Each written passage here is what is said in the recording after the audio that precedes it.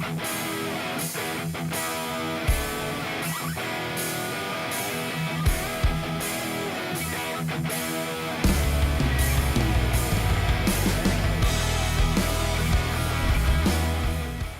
ben Gökhan Yoluaçık. MNG Kargo'da teknolojiden sorumlu genel müdür yardımcısı olarak görev yapıyorum. MNG Kargo, Türkiye'nin tüm illerinde 850 noktasıyla hizmet veren bir kargo şirketi. Yaklaşık 10.000 çalışanımız var ve bu çalışanlarımız tüm Türkiye'ye dağılmış durumda. En büyük ihtiyaçlarımızdan birisi bu çalışanların etkin bir şekilde bir arada çalışabilmelerini sağlamak. İnsanlar kullanmakta oldukları dosyaları veya uygulamaları 365 üzerinden birbirleriyle daha rahat paylaşır duruma geldiler.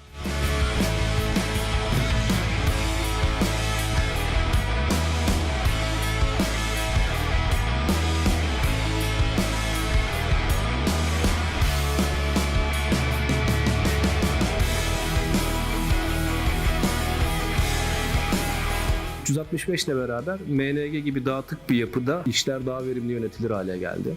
Özellikle Teams gibi birçok uygulamayı bir şemsiye altında birleştiren bir çözüm kullanıcılar tarafından çok beğenildi. Aynı zamanda da bunun OneDrive gibi bir araçla da desteklenmesi kullanıcıları daha da mutlu etti. Bu projede en önemli adımlardan birisi de esasında değişim yönetimiydi. İnsanların bu kadar büyük bir yapıda hızla yeni bir uygulamaya alışması zaman alacaktı. Yaptığımız lansman bence çok önemli ve değerliydi. Bu lansmanla beraber Teams ve Power BI öne çıktı.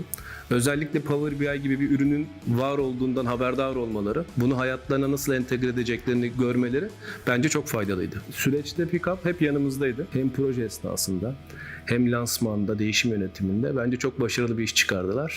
Bundan sonra bir daha bir 365 projesi yaparsam herhalde yine Pickup'ı tercih ederim.